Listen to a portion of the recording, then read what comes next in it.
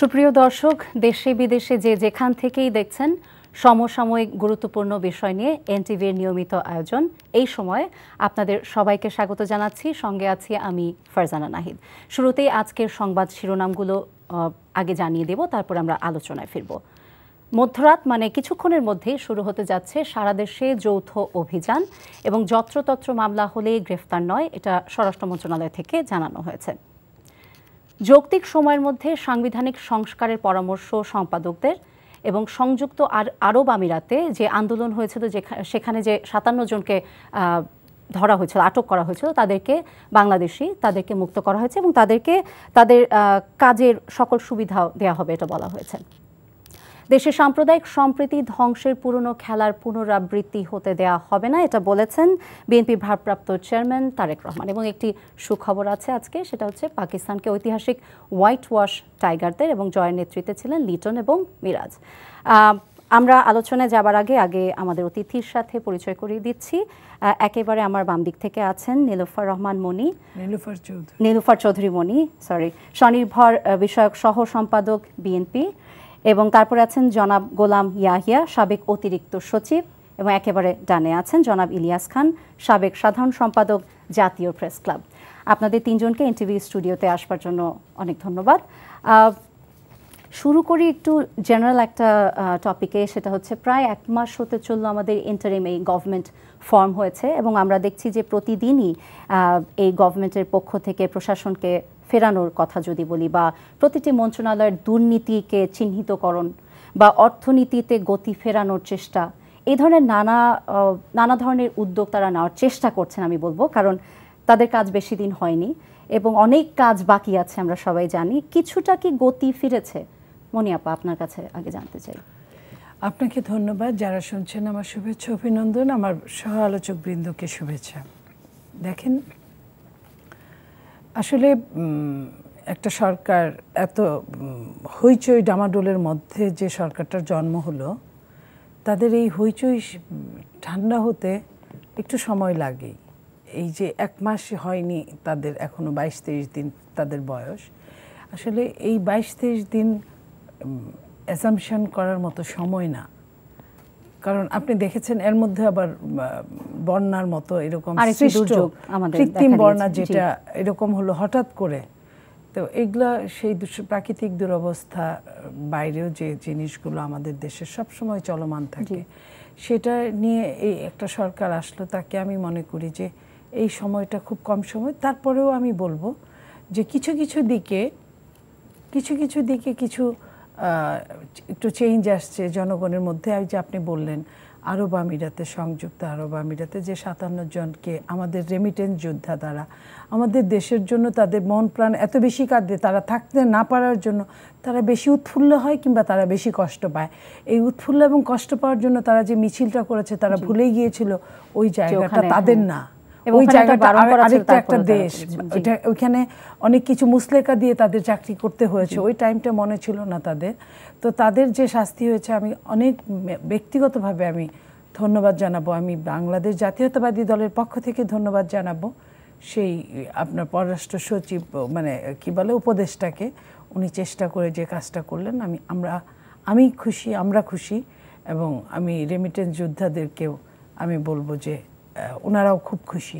এটা একটা প্রতিক্রিয়া ফেলেছে। পাশাপাশি আমি বলবো যে সিন্ডিকেট আমাদের দেশে একদম জগদ্দল পাথরের মতো বসে আছে, চেপে বসে আছে, এই যে খাদ্যদ্রব্যের সিন্ডিকেট, তাদের কিছুই হয় নাই। দেখেন, কোনো জিনিসপত্রের দাম ওইভাবে কমছে না, মানুষের হাতে টাকা পয়সা নেই, মানুষ খুব কষ্টে আছে। যে কথাগুলো পরিত্যক্ত সরকারের সময় আমরা বলেছি, স্বৈরশাসকের সময় আমরা বলেছি, ফ্যাসিস্টের সময় আমরা বলেছি, এই সরকার ফ্যাসিস্ট চেঞ্জ হওয়ার পরে 2 দিন পরে কিছুটা সবজির দাম কমেছিল, কিছুটা, কিন্তু আবার আগের মতোই হয়েছে। আর চাল ডাল লবণ মরিচের দাম তো কমেই নেই। পেঁয়াজ রসুনে শুনলাম যে কয়েকটা দেশ থেকে, 3-4টা দেশ থেকে পেঁয়াজ এসছে, হয়তো কমবে, কিন্তু এটা খুব দেরি হয়ে যাচ্ছে। কারণ এখন যদি প্রথম বিড়াল মারতে হলে প্রথমেই মারতে হয়। এখন যদি আপনার এই সিন্ডিকেটকে বসে আনা না যায় তাদেরকে, তাহলে আরও দেরি হলে আরও সমস্যা হবে। কারণ এরা যখন যে সরকার আসে তখন এই সিন্ডিকেটদের দৌরাত্ম্য থাকতেই থাকে।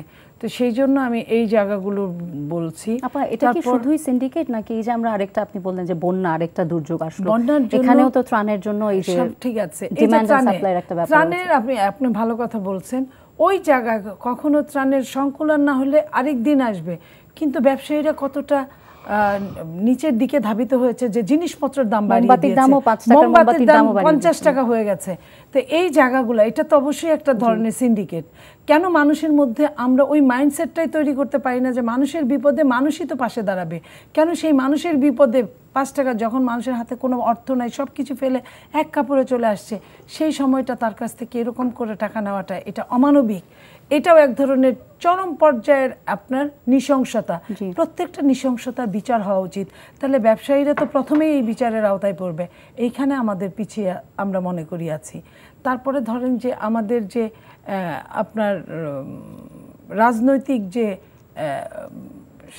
বিদদের যে এতদিনের অভিজ্ঞতা, তাদের সাথে এই অন্তর্বর্তীকালীন সরকার সব সময় সার্বক্ষণিক যে একটা যোগাযোগ, একটা চেইন মেনটেন করা উচিত সব দলের। আমি বলবো না যে বিএনপি বড় দল, বিএনপির সাথেই করুক, শুধু তাই না, সেইখানে আমার মনে হয় যে কিছুটা গ্যাপ আছে। তারপরে যেটা বড় দল বাংলাদেশ জাতীয়তাবাদী দল বারবার বলেছে যে একটা রুট ম্যাপ, তার মানে কালকেই যে তাদের যেতে হবে এমন বলছি না, সেটা তারা একটা বলতে পারে, কিন্তু তারা কিন্তু নিশ্চুপ আছে। আপনি দেখেন আজকেও সাংবাদিকরা বলেছে, প্রিন্ট মিডিয়ার তারা বলেছে, কিন্তু ওনারা কিন্তু কিছু বলেন নাই। তো এই জায়গাগুলো ওনারা অবশ্য বলেছেন 2 বছরের মতো সময় ওনারা নিতে পারেন, ওনারা কিন্তু এই সাংবাদিকরা আজকে বলেছেন এটা কিন্তু মিনিমাম এটা যেটা কিন্তু ওইভাবে ক্লিয়ার করেন নাই, যেটা রাজনীতিবিদদের সাথে করা দরকার। সেই জায়গাগুলো আমি মনে করি যে ক্লিয়ার করলে সবার জন্যই ভালো, সবার জন্যই। কারণ রাজনীতিবিদদের হাতেই মানায়। সেটার জন্য একটা শক্ত দণ্ড দরকার। দণ্ডটা তারা ঠিক করে দিবে, রেডি করে দিবে। সেটা রেডি করার জন্য আমি বলছি না, আবারও বলছি যে কালকেই তারা ছেড়ে দিক। তারা যে সময়টা লাগে সবাইকে নিয়ে বসে, কারণ আমরা তো এই দেশেরই নাগরিক। আমরা একটা সরকারের, একটা স্বৈরশাসকের সঙ্গে এত বছর যুদ্ধ করেছি, করে করে আমরা ক্লান্ত। আমাদের অনেক কিছু হারিয়েছে, অনেক কিছু। সেটা করতে করতে আমরা কিন্তু অনেকটাই ক্লান্ত। সেই ক্লান্তি দূর করার জন্য হলেও আমাদের সাথে তাদের এই কথাগুলো করতে হবে। জনাব ইলিয়াস, আপনার কাছে এখন একটু জানতে চাবো, এই যে একটা পরিবর্তিত রাজনৈতিক প্রেক্ষাপট এখন, এখানে যদি আমি একটু বলি যে মোটা দাগে অর্থনৈতিক চ্যালেঞ্জগুলো কি কি দেখছেন? আপনাকে ধন্যবাদ এবং আমার 2 সমালোচক এবং অনুষ্ঠান যা দেখছেন। শুধু অর্থনৈতিক চ্যালেঞ্জ, অনেকগুলো চ্যালেঞ্জ। আমরা জানি যে বাংলাদেশের দুর্নীতির মহোৎসব চলেছে, বাংলাদেশ থেকে প্রচুর টাকা বাইরে পাঠিয়ে দেওয়া হয়েছে। বাংলাদেশের প্রত্যেকটা মানুষের মাথার উপর এখন 1 লক্ষ টাকার বেশি বৈদেশিক ঋণ আছে। তাহলে আমরা কি ঋণ নির্ভর জাতি হয়ে থাকবো সবসময়? এটা তো হওয়ার কথা না, কিন্তু আমরা কিন্তু হচ্ছি। আসলে গত সরকার 4 ভাগ দর্শন সেটি ফলো করেছে। আমি ঋণ করে হলেও ঘি খাবো, উন্নয়ন প্রকল্পের নামে ব্যাপক লুটপাট হয়েছে। নানা আপনি সিঙ্গাপুর, মালয়েশিয়া, কানাডা, এই যে বেগমপল্লী, নানা কিছু, সেকেন্ড হোম, অনেক কিছু শুনেছি। এবং এমনি বলা হয় যে 11 লক্ষ কোটি টাকা পাচার করা হয়েছে, বাস্তবে আরও বেশি সবাই বলছেন যে অর্থনীতিবিদরা। এই চ্যালেঞ্জ রয়েছে। আরেকটি বড় চ্যালেঞ্জ হচ্ছে যে বাংলাদেশের নির্বাচন ব্যবস্থা, নির্বাচনে পাঠানো হয়েছে। আপনি দেখুন এবার যারা আন্দোলন করেছে তরুণ প্রজন্ম, ধরুন 22 থেকে 25, 27, সঙ্গে তো গার্ডিয়ানরা ছিলই বা অভিভাবকরা ছিলেন, এরা কিন্তু কোনোদিন ভোট দিতে পারেনি। এদের যখন ভোট দেওয়ার বয়স হয়েছে তখন কিন্তু তারা ভোট দিতে পারেননি। আপনি ধরুন গত 3টি নির্বাচন 14, 18 এবং 24, এই নির্বাচন তারা ভোট দিতে পারেনি। নাম্বার 2, স্থানীয় সরকার নির্বাচনে তারা ভোট দিতে পারেনি। ইভেন এদের কেউ যদি ডাক্তার বা ইঞ্জিনিয়ার বা অন্যান্য পেশাজীবী থাকেন, তারা তাদের ট্রেড বডি বা প্রফেশনাল বডির কোথাও কিন্তু তারা ভোট দিতে পারেনি। সুতরাং একটা ভোটের আকাঙ্ক্ষাও আছে এবং পুরো নির্বাচন ব্যবস্থা বাংলাদেশে ভেঙে পড়েছে। নির্বাচন বলতে আর কিছু নেই। তারপর সবগুলো বাহিনী, সবগুলো প্রতিষ্ঠান ধ্বংস করা হয়েছে। জনাব তারেক রহমান অনেকদিন আগে 31 দফা রাষ্ট্র সংস্কারের কথা ঘোষণা করেছেন বা করা উচিত বলে বলেছেন। এখন সেগুলো জরুরি হয়ে গেছে, রাষ্ট্র সংস্কার করতে হবে। দেখুন মানুষের যে শেষ ভরসাস্থল বিচারালয়, সুপ্রিম কোর্ট, আপনি দেখুন সেখানে আপিল বিভাগের একজন বিচারপতি বলেন যে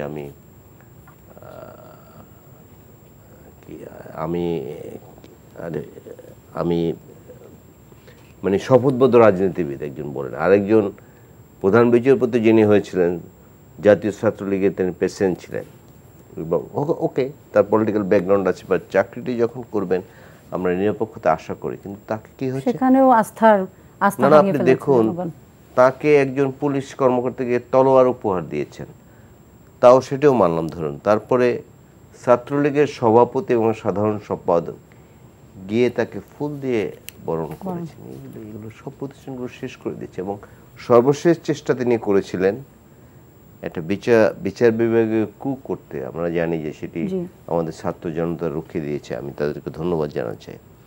এরকম সংকট তো অনেক আছে, যেমন পুলিশ বলতে আমরা বুঝি পুলিশ লীগ। আপনি দেখুন মানুষের ক্ষোভগুলো দেখুন, বিএনপি নেতা কর্মীদের নামে একজন বিএনপি নেত্রী আছেন, কত যে মামলা, পুরো দেশটাতে তছনছ হয়ে গেছে একদম। মানুষের মূল্যবোধ, সামাজিক সংস্কৃতি সব কিছু চেঞ্জ করে দিয়েছে।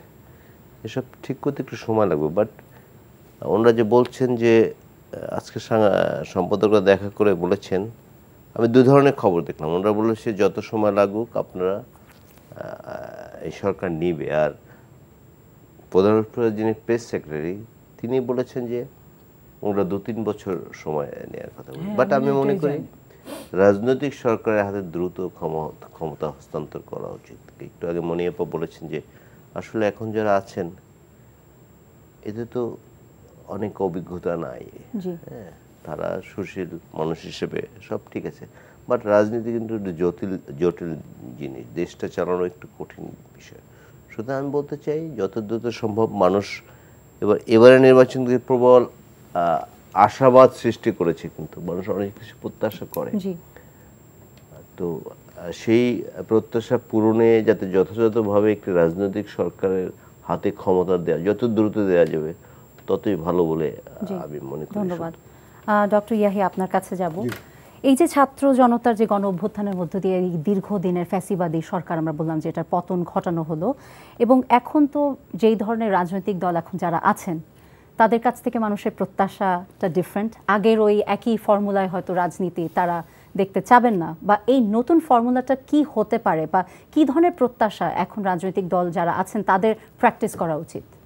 ওকে, ধন্যবাদ আপনাকে। আমি প্রথমেই স্মরণ করতে চাই এবারের জনযুদ্ধ বা আমরা গণ অভ্যুত্থানে নিহত শহীদদের আত্মার মাগফিরাত কামনা করছি, এবং যারা আহত হয়েছে তারা এখনও অনেকেই হাসপাতালে চিকিৎসা নিচ্ছেন, তাদের দ্রুত আরোগ্য কামনা করছি। আমার সাথে দুজন সহকর্মী আছেন, একজন বিএনপি নেত্রী নীলুফার চৌধুরী মনি, সিনিয়র সাংবাদিক জনাব ইলিয়াস খান। আমি আপনার প্রশ্নের উত্তর দেওয়ার আগে আর একটু বলতে চাই যে ইন্টারিম গভর্নমেন্ট যেটি করা হয়েছে সেটি আমরা জানি, সকলেই জানি যে নোবেল বিজয়ী ডক্টর মোহাম্মদ ইউনূসের নেতৃত্বে একটি ইন্টারিম গভর্নমেন্ট করা হয়েছে। এটি কিন্তু আমাদের দেশের জন্য আমি মনে করি সৌভাগ্য। তার মতো একটা ব্যক্তি, বিশ্ববরেণ্য ব্যক্তি, তাকে নেতৃত্বে পাওয়া কিন্তু একটা সহজ ব্যাপার নয়। তিনি যে রাজি হয়েছেন এবং তিনি দায়িত্ব নিয়েছেন, এবং সর্বজন গ্রহণযোগ্য একটা ব্যক্তি। সবচেয়ে বড় দল বাংলাদেশের বিএনপি, তারাও কিন্তু সমর্থন দিয়েছে, এবং তারা যেভাবে কার্যক্রম চালাচ্ছে বর্তমান সরকার, অন্তর্বর্তীকালীন সরকার, তাকে কিন্তু সাপোর্ট দিচ্ছে বিএনপি সহ অন্যান্য দল, সকলেই সাপোর্ট দিচ্ছে, এবং তারা ইতিমধ্যেই অনেক প্রশংসনীয় কাজও করেছে। যদি আমি একটু উল্লেখ করতে চাই, যেমন ধরা যাক আমরা দেখছি যে আহতদের চিকিৎসার জন্য তারা বলছে যে সরকারি খরচে তাদের চিকিৎসা দেওয়া হবে। যারা নিহত হয়েছে, নিহতদের পরিবারদের ক্ষতিপূরণ বলা বোধহয় ঠিক হবে না, মানুষ তো আর ফিরে পাওয়া যায় না, কিন্তু তাদেরকে কীভাবে সহযোগিতা করা যায় চাকরি দিয়ে বা অন্যভাবে আর্থিকভাবে, সেই পরিকল্পনা গভর্নমেন্ট আজকে অ্যানাউন্সমেন্ট একটা এসেছে যে 3000 কোটি টাকার সফট লোন ক্ষতিগ্রস্তদেরকে দেওয়া হবে, এরকম একটা। নাই, থ্যাংক ইউ আপনাকে মনে করানোর জন্য। সেরকমভাবে তারা কিন্তু অলরেডি ফান্ড ক্রিয়েট করেছে, এবং ডক্টর মোহাম্মদ ইউনূসের যে ক্যাপাসিটি রয়েছে বিশ্বব্যাপী ফান্ড ক্রিয়েশনে, সেটি কিন্তু আর কারণ নাই, আমি মনে করি ব্যক্তিগতভাবে।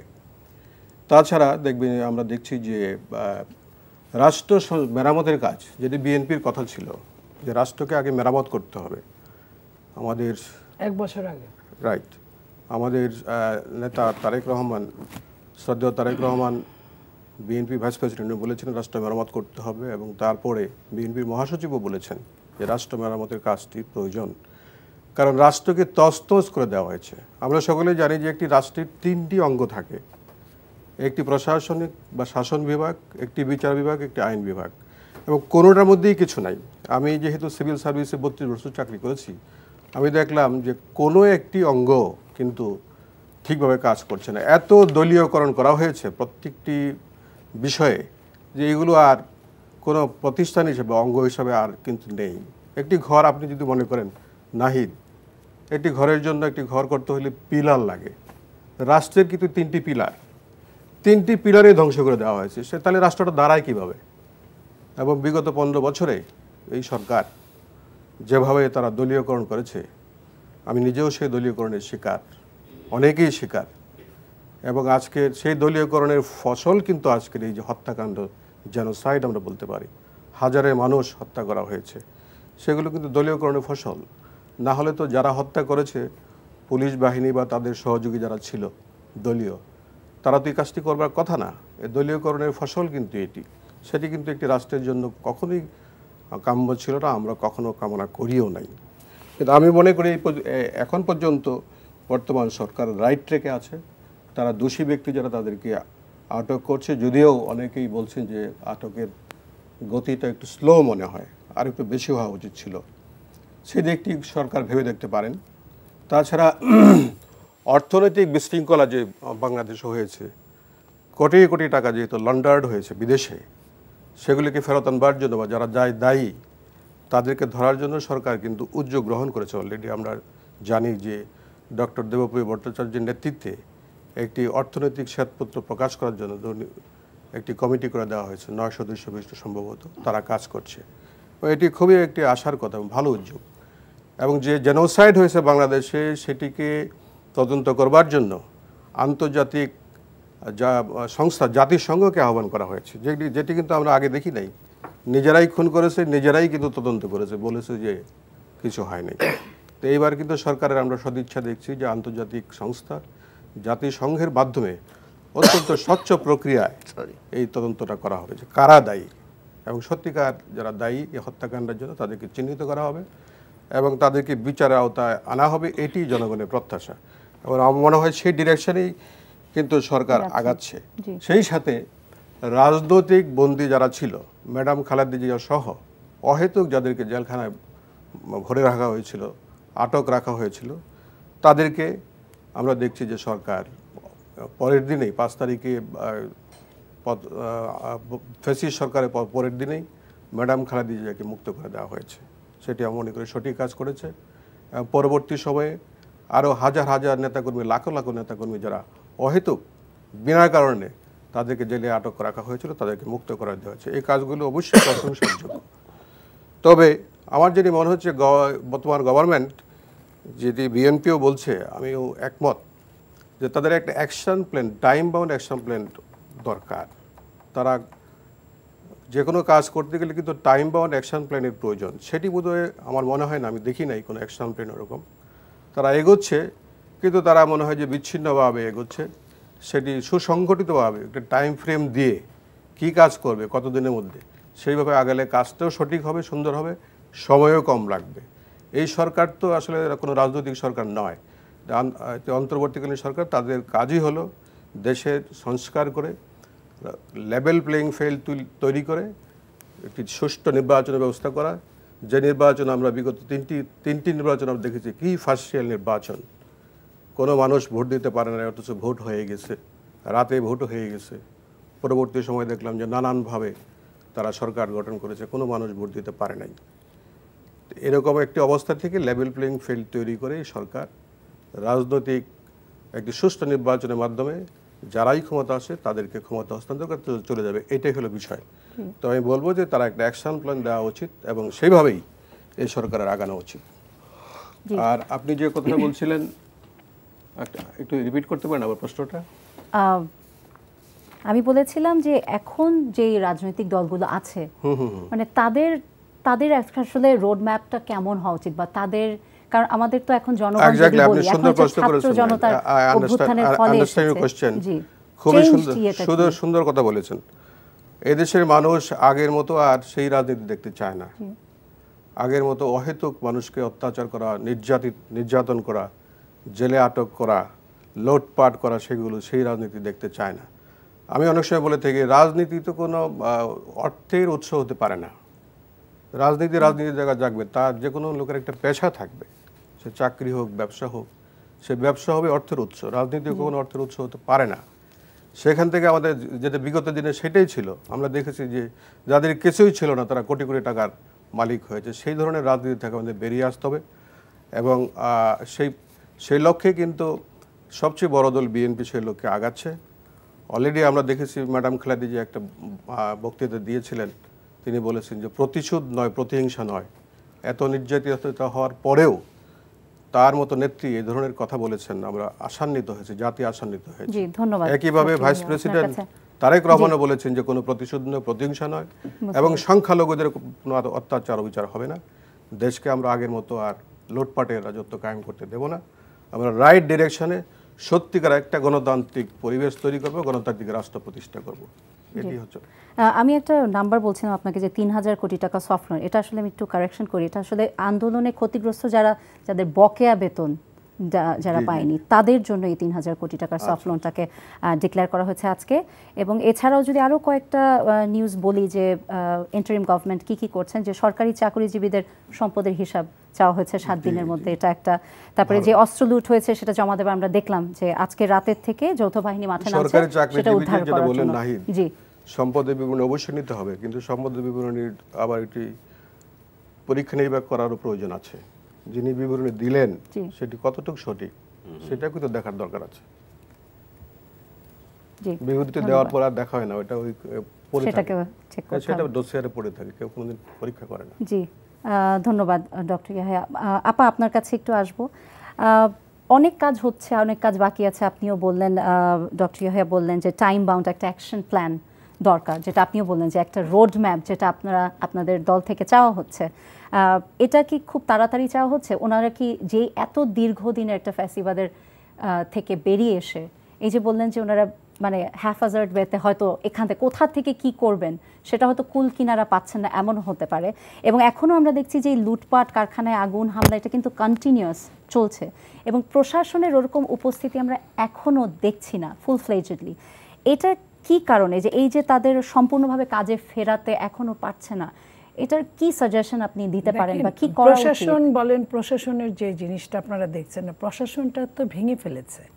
একটা ভেঙে যাওয়া প্রশাসন, একটা কি অকপটে বলে পুলিশ লীগ, মানুষ কিন্তু বলতো সাধারণ জনগণ কিভাবে, আর পুলিশ লীগ না বলার কি আছে? একটা পুলিশের আইজি পর্যন্ত যেভাবে জয় বাংলা, জয় বঙ্গবন্ধু বলতো, এটা তার চাকরি বাঁচানোর জন্য বলতো না, সে ডাবল প্রমোশনের জন্য বলতো, নাকি সে পরবর্তীতে এমপি হওয়ার জন্য বলতো? আমার মাথায় ঢুকে না। কারণ সে হলো সরকারের সার্ভেন্ট, যখন যে সরকার থাকবে সে তো কোনো ব্যক্তিগতভাবে কিছু করতে পারে না।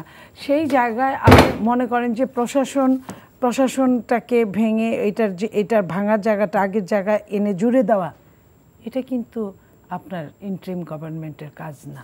ইন্টারিম গভর্নমেন্ট একটা, আমাদের যে নির্বাচনটা, যেটা বললেন ইয়াহিয়া ভাই, যে নির্বাচনটাকে ধ্বংস করে ফেলেছে, যেটা বলছেন ইলিয়াস সাহেব, সে নির্বাচনটা একটা জায়গায় এনে আমার ভোটটা আমি দিব, যাকে খুশি তাকে দিব, এবং সেই ভোটের জন্য কি কতটুকু দরকার, কতটুকু খরচের দরকার, কতটুকু হলে একটা ভোটে মানুষকে, এই যে আগে একটা ইউনিয়ন পরিষদের ভোটে আপনার 5 কোটি টাকা খরচ হচ্ছে, যেখানে আমি প্রায় সময়ই বলতাম যে ওদের তো 5 কোটি টাকা 5 বছরের বরাদ্দই নাই, তারা এত খরচ করে তার কী লাভ? এই লাভটা হলো পুকুর দখল, নদী দখল, আপনার হাট দখল, ঘাট দখল, এইসব দখল করা। মানুষের একটা পুলিশের চাকরি দিতে 35 লক্ষ টাকা নেওয়া, একটা মাস্টারি চাকরি দিতে 25 লক্ষ টাকা নেওয়া, একটা আপনি এই ধরনের বিভিন্ন, কোনোটা 20 লাখের নিচে না।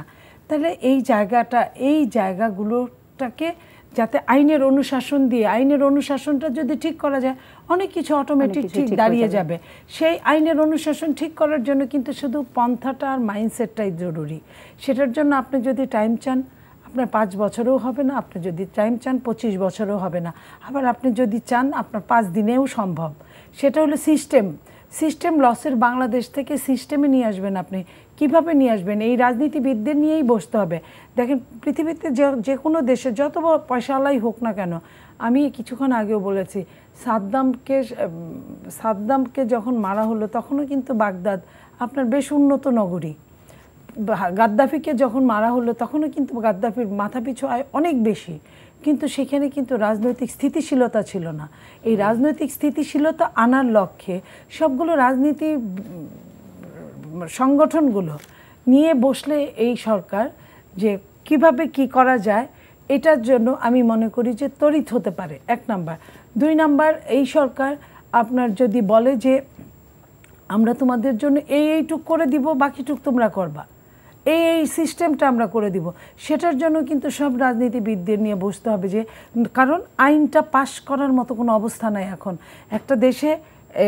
1/11 সরকার এসছে, এর আগেও অনেক সরকার এরকমভাবে এসছে, তখনও কিন্তু স্পিকার ছিল। আপনি দেখেছেন যে স্পিকার সদ্য গতকালকে পদত্যাগ করেছে, যদি এটা আইনের মধ্যে পড়ে না, কিন্তু সে কিন্তু পদত্যাগ করেছে। সো আপনার কোনোভাবেই এই যে আইন পাশ করা ছাড়া, সংসদের সদস্য ছাড়া কিন্তু ওটা হয় না ওইভাবে। যেমন আমি আপনাকে যদি প্রমাণ দিই যে 1/11 সরকার আপনার নারীদেরকে 33% কিন্তু 2020 সাল নাগাদ আপনার ফুলফিল করার কথা বলেছিল রাজনীতির সকল ক্ষেত্রে, কিন্তু ওই সময় কোনো সরকার, যে সরকারটা তারপরে ক্ষমতায় আসলো একটা স্বৈরশাসক, তারাও করে নাই, এবং বিরোধী দলরাও কিন্তু এটা নিয়ে কোনো আর উচ্চবাচ্য করতেও পারে নাই, করেও নাই। তারপরে কি হলো, এটা 2025 সাল পর্যন্ত আবার এটা আপনার বাড়ানো হলো। এখন আমার কথা হলো ওই সরকার যদি পারতো তখনও কিন্তু বিল পাস করে দিয়ে যেতে পারতো। সেই বিল পাস করার কিন্তু সিস্টেম তাদের নাই। হ্যাঁ, এনারা যদি 50 বছরও থাকে, 25 বছরও থাকে, তারা তো কিন্তু বিল পাস করে দিয়ে যেতে পারবে না। পরবর্তী যে সরকার আসবে সে চাইলেই কিন্তু এটা পরিবর্তন রূপান্তর করতে পারবে সে তার মতো করে। সেই জন্য বলছি যে সব রাজনীতিবিদদের নিয়ে যদি কথা বলে, যতগুলো রাজনৈতিক প্রতিষ্ঠান আছে, এবং কথা বলে এবং একটা সিস্টেমের মধ্যে নিয়ে যায়, যে সরকার আসবে তারাই ওই বিলগুলা পাশ করবে। ওই বিলগুলো ওইভাবেই কথা থাকলে, যেমন আমি আবার বলি যে কথা তো নাও রাখতে পারে, সেটাও হতে পারে, কিন্তু আমি কিছু দল আছে যারা কথা রাখে। লাইক আমি বাংলাদেশ জাতীয়তাবাদী দলের কথা বলি। 96-তে যখন আপনার তত্ত্বাবধায়ক সরকারের জন্য আওয়ামী লীগ, জামাত ইসলামীর ভ্রূণ চাইল্ড নিয়ে যখন আন্দোলন করলো, যুগপৎ আন্দোলন করলেন তারা, তখন কিন্তু আমাদের নেত্রী, দেশনেত্রী বেগম খালেদা জিয়া বলেছিলেন যে একমাত্র পাগল এবং শিশু ছাড়া কেউ নিরপেক্ষ হতে পারে না। এটা কিন্তু একদম চিরন্তন সত্য কথা। কিন্তু তারপরে এটা নিয়ে যখন অনেক ট্রল করা হলো এবং অনেক রকমের আন্দোলন চললো, অনেক গাড়ি ঘোড়া পোড়া হলো, 174 দিন আপনার হরতাল করা হলো, 73 দিন, তখন আপনার দেশনেত্রী বেগম খালেদা জিয়া দেশের কথা চিন্তা করে উনি বললেন আমি কিভাবে করব, এটার জন্য তো আইন পাশ করতে হবে, আমাকে একটা ইলেকশন করতে হবে। আমি কথা দিচ্ছি, ঠিক আছে আপনারা যেহেতু চান আমি আইন পাশ করে দিয়ে আমি চলে যাব। এবং উনি কিন্তু কথা রেখেছিলেন, যে কথাটা ওবায়দুল কাদের শেখ হাসিনা কিন্তু রাখেন নাই। 14 সালে বলেছিলেন যে আমরা একটা নিয়ম রক্ষার জন্য নির্বাচন করলাম, আমরা এই বিলটা পাশ করে দিয়েই আমরা কিন্তু নেমে যাব। তারা কিন্তু তা করেন নাই। শুধু করেই নাই না তা না, 18 সালে তারা রাতের অন্ধকারে ভোট করেছে, 24-এ তারা আবার 1 ঘন্টার ব্যবধানে, আজকের যে নির্বাচন কমিশনার আছে আমি তার নামের সঙ্গে ছি বলছি এই কারণে যে উনি শিক্ষিত মানুষ, শুদ্ধ ভাষায় কথা বলে, বেশ ঠান্ডা মাথায় কথা বলে। 1 ঘন্টার ব্যবধানে যখন 27% ভোটের থেকে যখন 42%, 41.something% চলে গেল, উনি কিভাবে এই 1 ঘন্টার ব্যবধানে, 1 ঘন্টায় এত ভোট কিভাবে কাস্ট হয়? আর উনি কিভাবে জানলেন যে ভোট আপনার সারা রাত কাস্ট করে বলতে পারে না, তারা পরের দিন পর্যন্ত নাগাদ বলতে হয় কতজন পাস করছে আর কতজন করে নাই, কোন দলের কতজন পাস করছে। সেইখানে উনি 1 ঘন্টার ব্যবধানে কিভাবে এই কথাটা বলতে পারলেন না? আর 1 ঘন্টায় এত ভোট কিভাবে আপনার গেল? এটা একমাত্র তাদের দ্বারাই সম্ভব। এই জন্য বলছি যে দলগুলো কথা রাখতে জানে তাদেরকে বিশ্বাস করে এই বিশ্বাসের উপরেই ছেড়ে দিতে হবে। তো এই জন্য বলছি যে এই সরকার যেটাই করুক সেইটা ভোটের উপরে আস্থাটা ফেরাতে হবে এবং খুব সত্তর ভোটটা দিতে হবে। ভোট দিয়ে যদি ওনারা আসে, জনগণ যদি ওনাদের কথাও বলে, ওনারা আসবে, সমস্যা কোথায়? ওনারা শুনি যে ওনারাও ছাত্র রাজনীতি করাবে, ছাত্ররা কমিটি বানাবে, আমরা শুনি। আমরা এই সন্তানরা তো আমাদেরই সন্তান। এবং আপনি জরিপ করে দেখেন বেশিরভাগ ছেলে মেয়ে যারা আন্দোলন করছে তারা বেশিরভাগ বিএনপি ঘরের সন্তান। জি আপা, তারা হয়তো অনেক কথা এই মুহূর্তে বলছে, কিন্তু যখন যখন নারীর টান কিন্তু একটা বড় টান, যখন টান পড়বে তখন কিন্তু আমরা বিশ্বাস করি আমাদের সন্তান আমাদের ঘরে ফিরে আসবে। আচ্ছা যদি নাও আসে, তারাই ক্ষমতায় আসুক। আমি আরেকটা প্রমাণ দিচ্ছি, যখন আমেরিকা আবিষ্কার হলো তখন কিন্তু ব্রিটেনেরই বেশিরভাগ লোক আমেরিকায় গিয়েছিল। আজকে যখন আমেরিকা সারা বিশ্ব চালায়, ব্রিটেন কিন্তু মনে মনে শান্তি পায় যে এরা তো আমাদেরই সন্তান, আচ্ছা না? তো আমরাও মনে মনে শান্তি পাবো, এটা তো সমস্যা নয়। আমরা চাই যে আমাদের ভোটটা যেন তাড়াতাড়ি হয়, তাড়াতাড়ি। ওনারা একটা রোড ম্যাপ দিচ্ছে, যেটা যতদিনই ওই যে যৌক্তিক টাইম যতদিনই লাগুক তারা বলুক, তারপরে না বার্গেনিং হলো, বড় দলগুলো বলবে, যারা ক্ষমতায় যেতে পারে তাদের মধ্যে একরকম কথা, যারা ক্ষমতায় যাইতে পারবে না তারা কিন্তু টাইম স্খলন করতে চায়। আপনি বলছেন যে প্ল্যানিংটা শুরু করা দরকার, প্ল্যানিংটা শুরু করা দরকার। জি, ধন্যবাদ আপা।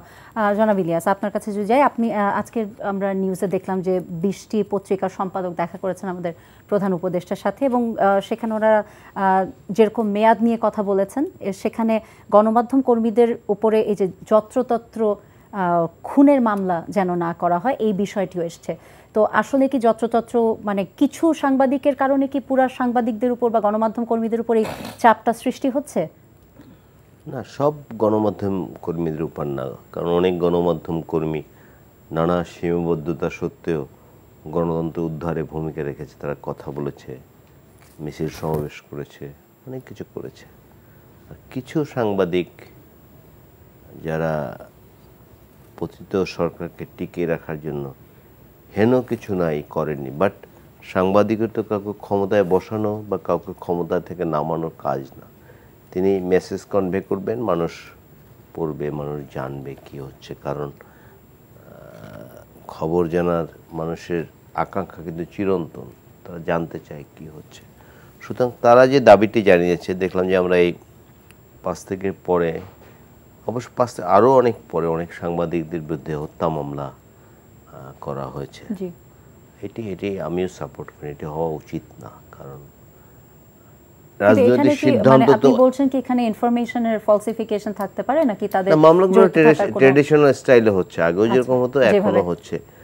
আমি বলতে চাই যে এটি তো রাজনৈতিক সিদ্ধান্ত। এই যে হামলা হয়েছে, এটি রাজনৈতিক সিদ্ধান্তে হয়েছে। এটি তো সাংবাদিকদের এখানে কোনো, তাদের দোষ থাকতে পারে, বাট হত্যা মামলায় আসামি দেওয়া এটি আপত্তিকর বলে আমি মনে করি। এবং তারা আরেকটি দাবি জেনেছে যে নানা কালাকানুন রয়েছে সাংবাদিকদের ব্যাপারে, যারা কথা না বলতে। গত যে দুর্নীতি সরকারটি ছিল, এমন একটি ভয়ের সংস্কৃতি শুধু সাংবাদিক না, পুরো দেশব্যাপী গড়ে তুলেছে। সেই জন্য নানা আইন করেছিল, অনেক আইনের সাংবাদিকরা জেল খেটেছে, সাংবাদিকরা আসামি হচ্ছে। এই আইনগুলো তারা অতি সত্বর বাতিল করার দাবি জেনেছে। আমরা জানি গণতন্ত্র এবং গণমাধ্যমের স্বাধীনতা কিন্তু পাশাপাশি চলে, কিন্তু আমরা কিন্তু এই প্রায় 15.5 বছর গণতন্ত্রও দেখিনি, গণমাধ্যমের স্বাধীনতা। আমি যে পত্রিকাটিতে জব করতাম, এই ভবনে অফিস ছিল আমার দেশ, সেই পত্রিকাটি গায়ের জোরে বন্ধ করে দেওয়া হয়েছে। অনেক মানুষ, আমরা ঢাকায় কোনোভাবে টিকে আছি, অনেক মানুষ ঢাকায় টিকেও নেই, তারা বিরাট বিপদে পড়েছে। সুতরাং এগুলো যেন না হয় আমরা চাই যে, কারণ আমরা জানি এই কথাটা একজন রাজনীতিবিদ এখানে আছেন, আমি বলতে চাই ইতিহাসের সবচেয়ে বড় শিক্ষা হচ্ছে আমরা ইতিহাস থেকে শিক্ষা নেই। আওয়ামী লীগের দুর্বিনীত শাসন চালিয়েছিল বলেই কিন্তু মানুষ তাদেরকে এইভাবে বিদায় করেছে। তো মানুষের প্রথম যাকে দেশ থেকে পালিয়ে যেতে হয়েছে, আর কিন্তু কেউ পালিয়ে যায়নি। যেমন এরশাদের বিরুদ্ধে আপা আছেন, আমরা ছিলাম, আন্দোলন করেছি, তিনি কিন্তু পালিয়ে যাননি এরশাদ সাহেব। তারপর ধরেন 96-তে আওয়ামী লীগ জামাত মিলে আন্দোলন করেছে, ব্যাপক আন্দোলন করেছে। তখন আমাদের সাবেক প্রধানমন্ত্রী বেগম খালেদা জিয়া তিনি কিন্তু ক্ষমতা ছেড়ে দিয়েছেন, বাট তিনি কিন্তু পালিয়ে যান। 1/11-এর সময় তাকে বলেছে দেশের বাইরে পাঠানোর চেষ্টা করা হয়েছে, তিনি কিন্তু যাননি। কিন্তু একমাত্র 2 দিন আগে যিনি বলেছিলেন শেখ হাসিনা পালিয়ে যাবেন না, তিনি কিন্তু পালিয়ে গেছেন। এটি হচ্ছে কি বলে, কাদম্বিনী মরিয়ায় প্রমাণ করিল। তো আমি আপা রাজনীতি করে তাকে আমি বলতে চাই, এই যে তাদের পরিণতিতে হয়েছে, এই পরিণতি থেকে কিন্তু শিক্ষা নিতে হবে। এবং এই বাংলাদেশের রাজনীতির সামনে কিন্তু আগের মতো রাজনীতি থাকবে বলে আমি মনে করি। আমরা খুব আশান্বিত হয়েছি। আমরা এই প্রজন্মকে ভাবতাম সারাদিন মোবাইল দেখে, ক্রিকেট খেলা দেখে, ইংলিশ গান শুনে এরা বুঝি দেশ নিয়ে কোনো কিছু ভাবে না। এবং আমি অভিমান করেছিলাম যে ঢাকা বিশ্ববিদ্যালয়ে আমরা সবসময় দেখেছি আন্দোলনের সূতিকাগার, বাট ছাত্ররা শুধু নিজেদের স্বার্থের জন্য আন্দোলন করছে, কোটার জন্য। আমি ভাবছিলাম তারা গণতন্ত্র উদ্ধারের জন্য আন্দোলন কেন করে না? আলটিমেটলি সেটাই হলো, হ্যাঁ, সেটা কিন্তু আলটিমেটলি তারা করছে এবং এটি কিন্তু সরকার নিন্দা জানিয়েছে। তারা বলেছে তারা এক দফায় সেটা পলিটিক্যাল, ছাত্ররা ঢাকা বিশ্ববিদ্যালয় বা পাবলিক বিশ্ববিদ্যালয়ের ছাত্ররা ভেরি মাচ পলিটিক্যাল, তারা দেশের খবর রাখে, সবকিছু তারা ভাবে। তো এবার আন্দোলনটি কিন্তু এই বিশাল জনগোষ্ঠী, বিশাল ছাত্র সমাজ, তারা কিছু দেশ প্রেমের পরাকাষ্ঠা দেখিয়েছে। সুতরাং আমাদের আগামী দিনে রাজনীতি অনেক চিন্তা করে করতে হবে। রাজনীতি করতে হলে আমি যা ইচ্ছে তাই করব, এটা বাংলাদেশকে আমরা দেখেছি, আয়নাঘর দেখেছি, অনেক বিএনপি নেতাকর্মীকে গুম করা হয়েছে, ক্রস ফায়ারে দেওয়া হয়েছে। আমি জাতীয় প্রেস ক্লাবে জেনারেল সেক্রেটারি ছিলাম, প্রেস ক্লাবের সামনে প্রতিদিন এবং ভিতরে বাচ্চারা এসে কান্নাকাটি করতো, বাবার হাত ধরে স্কুল যেতে যায়, কত কিছু বলতো, মা তার সন্তানকে খুঁজে, স্ত্রী হাজব্যান্ডকে খোঁজার জন্য নানা প্রোগ্রাম করছে। এরকম রাষ্ট্র আমরা চাই না, আমরা একটা মানবিক বাংলাদেশ চাই। এবং সেই বাংলাদেশে গুম ঘর থাকবে না, আয়না ঘর থাকবে না, মানুষ গুম হবে না, ক্রস ফায়ারে মারা যাবে না, এগুলো কিন্তু আমরা চাই। আমরা শান্তি চাই, আমরা স্বস্তি চাই। এখন ধরুন এই যে আরেকটি বিষয় বলি, এই যে মূল্যস্ফীতির কারণে জনজীবন কিন্তু বিপর্যস্ত হয়ে গেছে, বাজারে মানুষ, সাধারণ মানুষের জন্য একেবারে এই শাসন কিছু চোর সৃষ্টি করেছে উপরের দিকে, অলিগার্ক, আর মানুষ, বিত্তহীন মানুষের, মধ্যবিত্ত শ্রেণী যারা দেশের প্রাণ, সেই শ্রেণী কিন্তু হারিয়ে যাচ্ছে। সেদিকে সরকার নজর দিয়ে বলে আমি মনে করি। ধন্যবাদ। ডক্টর ইয়াহিয়া, আপনার কাছে আসবো। জনাব ইলিয়াস যেটা বলছিলেন ওটার রেশ ধরেই আসি, যে এই যে ছাত্র জনতার আন্দোলন, যেটা প্রথমে ছাত্রদের আন্দোলন ছিল, কোটা সংস্কারের আন্দোলন, পরে তারা বুঝলো যেটা দেশ সংস্কার। এবং আমি তাদেরকে জিজ্ঞেসও করেছিলাম একটা এপিসোডে যে এই যে বাক স্বাধীনতাটা যে একেবারে, মানে এটা হচ্ছে সকলের জন্য এটা দরকার ছিল, যে কারোর বাক স্বাধীনতা নেই। এখন যে এত দাবি দাও আমরা দেখছি, যে রাস্তায় শুধু আন্দোলন আর আন্দোলন, এক এক শ্রেণীর লোকজন প্রতিদিনই কোনো না কোনো দাবি আদায়ের জন্য আসছে। এটা কি এই কারণে যে এতদিন তারা কোনোভাবে, মানে কি বলবো, যে তাদেরকে এভাবে কোণঠাসা করে রাখা হয়েছিল, নাকি এখন এই ফ্যাসিবাদের এই থেকে বাক স্বাধীনতাটা পেয়েছে দেখে তারা এই প্ল্যাটফর্মটাকে ইউটিলাইজ করার চেষ্টা করছে? আমি ভাইকে একটু হেল্প করি। আমি যে কথা বললাম, প্রেস ক্লাব সামনে প্রোগ্রাম হতো, সরকারের কাছে, তৎকালীন সরকারের কাছে দাবি জানাতো, এমন ভয়ের সংস্কৃতি গড়ে তোলা হয়েছিল। আগে প্রধানমন্ত্রীকে 5 মিনিট স্তুতি করতো, তার প্রশংসা করতো, তারপরে তার দাবিটা জানাতো। এরকম অবস্থা সৃষ্টি করা হয়েছিল। ভাই প্লিজ। জি, ধন্যবাদ। আপনি কিন্তু আপনার প্রশ্নের মধ্যে জবাবও আছে যে কি কারণে এটি হলো।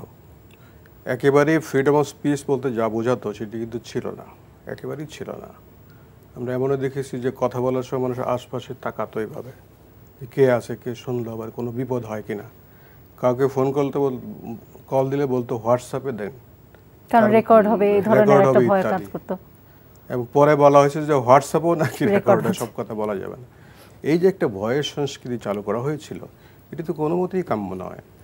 ভিন্নমত থাকতেই পারে, ডেমোক্রেসির বিউটি হচ্ছে এটা, ভিন্নমত থাকা। আমি আওয়ামী লীগ করি, আরেকজন বিএনপি করে, আরেকজন জামাত করবে, তার মতামত সে ব্যক্ত করবে, এটাই তো স্বাভাবিক।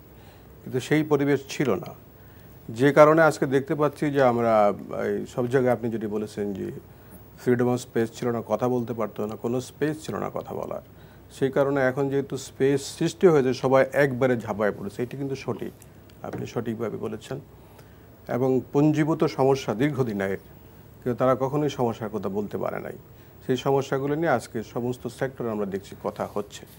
তবে এই প্রসঙ্গে বলা উচিত যে আসলে তো ওভারনাইট সব সমস্যার সমাধান করা সম্ভব নয়, এটাই কিন্তু আমাদের বুঝতে হবে। সরকারের সময় দিতে হবে, সরকার সংস্কার করছে, আমরা ধীরে ধীরে যাতে প্রত্যেকটি সমস্যার সমাধান করতে পারে। প্রত্যেকটি সেক্টর আমরা দেখছি আজকে, গার্মেন্টস সেক্টরে অসন্তোষ, ফার্মাসিউটিক্যাল অসন্তোষ, বিভিন্ন জায়গায় অসন্তোষ দেখছি আমরা। সেগুলো হয়তো যৌক্তিক, অনেক ক্ষেত্রে যৌক্তিক, সেগুলো ডায়ালগের মাধ্যমে সমস্ত সমাধান কিন্তু আসলে ডায়ালগের মাধ্যমে সমাধান সম্ভব। ডায়ালগ করতে হবে এবং প্রয়োজনীয় ক্ষেত্রে সরকার যদি মনে করে ফোর্স অ্যাপ্লাই করতে হবে। যেমন আমরা বিগত দিনে দেখলাম আনসাররা, আমি খুব অবাক হয়েছি, সচিবালয় আমি নিজেও ঢুকতে পারি নাই, ড্রেস পরে আনসাররা কি করে এটা আন্দোলন নামতে পারে। ড্রেস পরা ছিল সবাই, যে কী করে সম্ভব, এটা আমার কাছে অবাক লেগেছে। কিন্তু পরবর্তীতে কিন্তু তারা সেটা কিন্তু সরকার বুঝতে পেরেছে এবং আমরা দেখলাম যে তাদেরকে গ্রেপ্তার করা হয়েছে, আইনের আওতায় নেওয়া হয়েছে। এটি সঠিক কাজ করা হয়েছে। অবশ্যই দাবি দেওয়া, আমাদের যৌক্তিক দাবি দেওয়া থাকবে, প্রত্যেকেরই থাকবে, সেগুলি প্লেস করতে হবে সরকারের কাছে। ডায়ালগ করতে হবে, আদায় করে নিতে হবে। এবং সরকার তো কোনো দাবি দেওয়া তারা মানে না এরকম তো অ্যাটিচিউড না, সরকারের তো আমরা ইতিবাচক অ্যাটিচিউড দেখছি। অতএব অত তাড়াহুড়া করার কিছু নাই, তাদেরকে সময় দেওয়া দরকার এবং ডায়ালগের মাধ্যমেই সমাধান সম্ভব। এবং সমস্ত রাজনৈতিক দলের সাথে, যেটা আমাদের বিএনপি নেলুফার চৌধুরী বললেন, যে মাঝে মাঝেই কিন্তু বসতে হবে সরকারকে, যে তারা যা করছে সেটা কি সঠিক ডিরেকশনে আছে আর কি করা যেতে পারে। বসে পরামর্শ করে কিন্তু কাজগুলো যদি করে তাহলে সঠিকভাবে কাজগুলো এগোবে এবং সুন্দর সমাধান হবে। রাজনৈতিক দলগুলোও তারা সন্তুষ্ট থাকবে, তাতে করে কিন্তু সুবিধা হবে। আমার মনে হয় যে সরকার প্রায়শই বিভিন্ন স্টেক হোল্ডার, শুধুমাত্র রাজনৈতিক দল না, যারা স্টেক হোল্ডার্স আছে অংশীজনের সাথে আলোচনা করতে হবে, সমস্যা চিহ্নিত করতে হবে এবং সমাধান করতে হবে। এবং আমার ধারণা ওনারা যে স্ট্রাকচারটাকে তৈরি করছেন বা চিন্তা করছেন ছাত্রদের সাথে মিলে, এটা একটা অ্যালাইনমেন্ট থাকবে এই রাজনৈতিক দলগুলোর সাথে বসে, তার মানে একসাথে বসে এটাকে আমার, এবং আমরা আশা করতে পারি যে যেটা বললেন জি যে অনেক ক্ষেত্রে হয়তো মামলা হচ্ছে, এটি হতে পারে, আমি জানি না, হয়তো হচ্ছে, সেটি যেন না হয়। তবে কেউ যদি সত্যিকার অর্থে হত্যাকাণ্ডের সাথে জড়িত থাকে, তিনি যেই হন, আমিও যদি হই, তো আমার বিরুদ্ধে মামলা হওয়া উচিত, আমি সেটি মনে করি। ধন্যবাদ। যেহেতু জাতিসংঘ সরকার প্রধান ছিলেন, সব তার নির্দেশ হয়েছে, যেহেতু জাতিসংঘ বিষয়গুলি তদন্ত করবে, এগুলি এক সময় কিন্তু এটা অ্যালাইন করে আমার মনে হয় যে। জি ধন্যবাদ। আমরা একেবারে শেষের দিকে চলে এসেছি এবং আমরা আশা করতে পারি এই ভয়ের সংস্কৃতি কোনো পুনরাবৃত্তি আর ঘটবে না। এত কষ্ট করে এই ফ্যাসিবাদী সরকার থেকে মুক্ত হলো বাংলাদেশ, এই নতুন 2.0 বাংলাদেশে আমরা এটা আশা করতে পারি। নীলুফার চৌধুরী, মনি আপা, ডক্টর গোলাম ইয়াহিয়া এবং জনাব ইলিয়াস খান, আপনাদের তিনজনকে অসংখ্য ধন্যবাদ এত সুন্দর একটি আলোচনার জন্য এবং আমাদের স্টুডিওতে আসবার জন্য। আপনাকে ধন্যবাদ। দর্শক, আজকে এটুকুই আমাদের আয়োজনে থাকছে, আবারও দেখা হবে। সবাই ভালো থাকবেন, শুভরাত্রি।